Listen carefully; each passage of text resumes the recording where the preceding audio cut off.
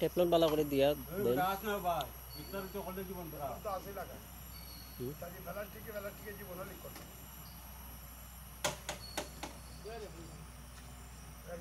ভিজাই দাও পানিতে ভিজাই দাও বালতির পানি লও ভিজাই দিও আরে আইতে মুড়া দিলে হইব এক আইতে নিচে আর দুই আইতে মুড়া দিলে কেমন হয়ে যাব এটা গরম নি